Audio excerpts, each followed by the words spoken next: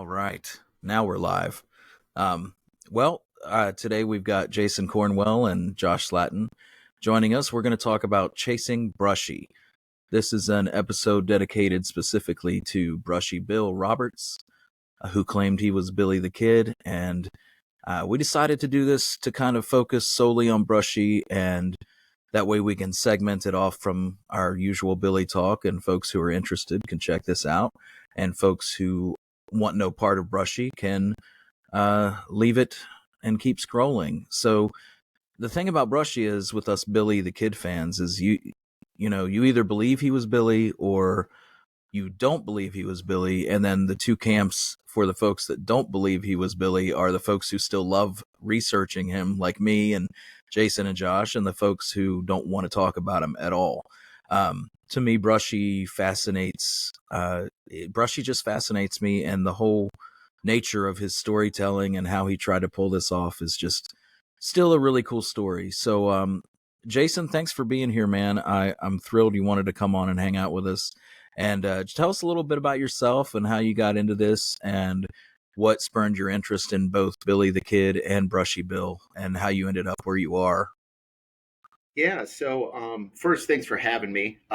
It's one of those things of long-time listener, first-time caller. And so I've been on the forums and watching and posting and stuff.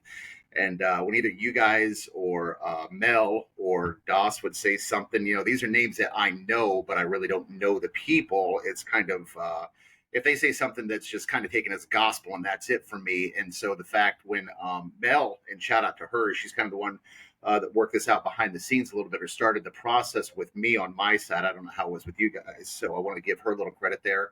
She had reached out, and so shout out to her for setting this up a little bit. And then I also wanted to give a little bit of credit to Josh from Wild West Extravaganza, another guy that I don't know but makes me laugh. And so I've listened to quite a bit of his stuff. And then, as we were talking earlier, James, a little bit about Dr. Cooper and how in depth she's gone into this. And so for me, my Billy the Kid story started when I was a kid at my aunt and uncle's house in the summer of '89. My uncle had rented the first Young Guns, and I was in their sunroom watching it by myself, and nobody else was in there. And I remember the McSween burning that I was rooting. I didn't know how it ended, what history was, anything like that. I was rooting for Billy the Kid to get out of there, and I was just flabbergasted when he got shot. And I was just amazed that he got out of there, and I was just so thankful that he, shot Murphy at the end of it. And then to find out when Kiefer Sutherland's character was reading what had happened to the characters as they went on, I was shocked. And so I started looking into everything that I could about the Old West. The Old West, just grabbed me. It was kind of a romantic period for me. And I was just a kid, 12, 13, 14 years old, and I started reading everything possible. We lived in a smaller town, Concord, North Carolina, and I had started reading everything that they had in the Cabarrus County Public Library on the Old West, which was very limited to the Time Life series about the gunfighters and the pioneers, and who really cares about the pioneers or the woodworkers, whatever. We want the gunfighters. We want the outlaws, the desperados, the Nobody scouts, cares all about that. those. Right. And so you want the action there. And so I started Sure. going through that. And then the fall of '89 hit, and Young Riders came out. And I was just offended that it was some like knockoff, because they had Buffalo Bill Cody that I knew, and then they had James Butler Hickok, who I knew, and then they had some character called the Kid. And obviously it was a ripoff of Billy the Kid. And so, but then I found myself watching it, and I was home every Thursday to watch that. And then that next summer, 1990, Young Guns 2 came out, and we all know the magic of that movie. And that was actually a starting point, I'm guessing, for a lot of people, from my understanding, where it just pulled you in. The opening scene, and Emilio Estevez did a great job, even convincing the producers that he could play an older character. And then the closeout scene, where it talked about the known associates had validated or given the affidavits for him at the end of that movie. And I was hooked. I believed it hook, line, and sinker, and that was it. I remember seeing that movie with my friend David Foster, and his parents picked us up. That's how old we were, from the movie theater. We were riding, told him about the premise of the movie. And I remember Mr. Foster saying, "Pat Garrett killed Billy the Kid." And I was thinking to myself, you don't know what you're talking about. You have no idea. You've not seen the movie. And so that, Yeah, right. How dare you question Hollywood? Yeah. So it kind of started on that. And then obviously, life and college and career and children and all of that gets in the way. And you sort of forget about it. There was always that was in the back of my mind. I always thought, well, maybe he was, maybe he wasn't, but there had to be something there if all these people were validating him. And every now and then something would come up, and I'd make reference to it here or there, and somebody wouldn't know, and I'd bring it up. And then last summer, I think it was 22, my family and I, we were in the Pacific Northwest, and I saw the movie poster for Guns 3. And I thought, oh, sweet Moses, how are they doing this? Because I thought everybody was going to die at the end of that. And I was just very intrigued, thinking they're going to continue this. And I had thought to myself, well, it's been 25, 30 years since I looked into this. Surely the hobby historians have figured something out or solidified what this is one way or the other and gotten, validation. And so I started looking into it, and I, I realized that there was confusion still out there. And so when I went into this looking at it, I was looking at it from the standpoint of there has to be proof.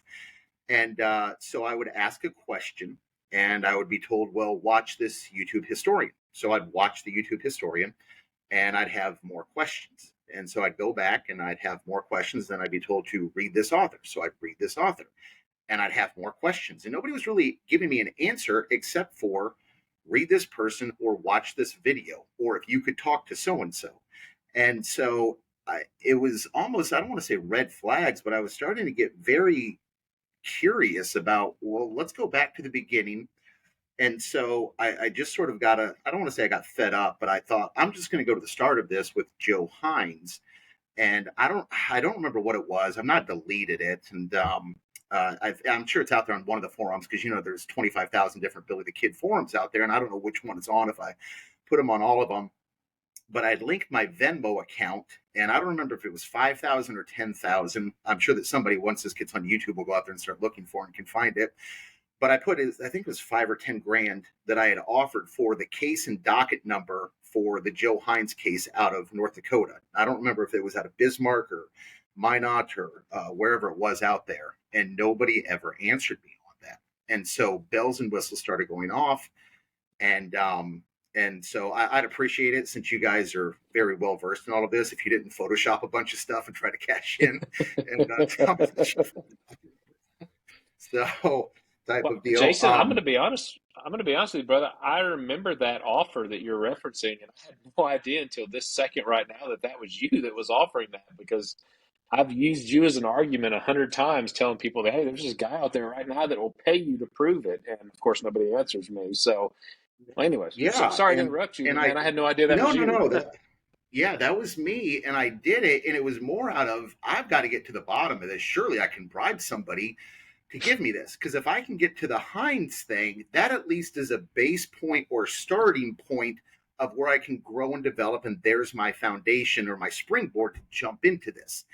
And then when nobody could answer me, I started thinking, well, is the Heinz thing even legitimate? If we don't have a case or a docket number, because if you guys remember, it was stated in numerous books that without a doubt, in a court of law, it was proven that these two guys were brothers, and Heinz was actually Evans. And so therefore, this is 1945, 1950. This isn't like 1712 and paperwork was lost.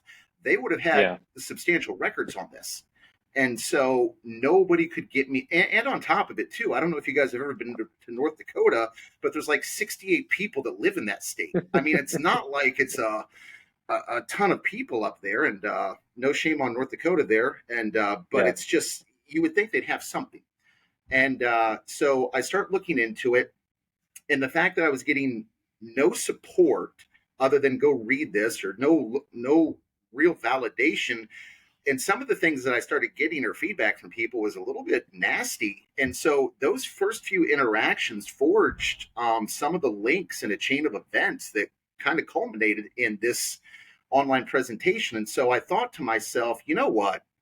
If these guys are the same person, and I know I was joking earlier about this, and you can link it in the show notes below. But there's a really good example in the movie Zodiac, where they do a timeline comparison. The Jake Gyllenhaal character and the Mark Ruffalo. Gyllenhaal is nothing more than a cartoonist in real life, and they're chasing the Zodiac killer. And truth be told, I'm nothing more than a hobby historian. I've got no specialties or anything like that, and I'm not going to try to put things out there. And of all the hobby historians, I'm probably the worst one out there. So when you go to slam me on YouTube or whatever, I'm already beating you to it that I'm the worst one out there. So don't even put it out there. So anyway, so they do this. The Gyllenhaal character, who was Robert Graysmith, who was a cartoonist for I think it was the San Francisco Chronicle, and then the Mark Ruffalo character, who Dirty Harry actually was based off of, Dave Toshke, I think. They were in a restaurant. They were doing a side-by-side comparison of the Zodiac did this and the primary suspect did this, who at the time was Arthur Lee Allen, I think, and Miller. Allen, I don't know. But anyways, it was the Zodiac did this, the suspect did this, Zodiac did this, suspect did this, and they could do a side-by-side comparison of the timeline of events, and it really brought into clarity for the officer what he suspected all this time. So I thought, you know what, if I could build something like that, I'm going to see these two gentlemen, their lives overlap and intersect. And I'm not expecting 100% of the time, but significant amounts of time I'm going to see this. So I went into a program called Lucid Chart, and which I use a lot of times for work to track things. And I started building a flow chart. And this is, there's nothing on here that somebody's going to say, oh, that's brand new information. And there might be. That might be kind of cool, or it might be really neat if I present something you've not seen before as far as an idea around something. But none of the stuff in here is mine. There was Billy the Kid had stolen a horse from a private, I think it was at Camp Goodwin. I didn't go out to Arizona to Camp Goodwin to look at the paperwork on this. I'm just taking this stuff at face value, and I'll go into that. And so all that I've done, the one thing that I think is different, and maybe somebody else has done this, I don't know, is I put both of these guys' lives in chronological order, side by side. And so I titled this K&S, as in who is it, double entendre there.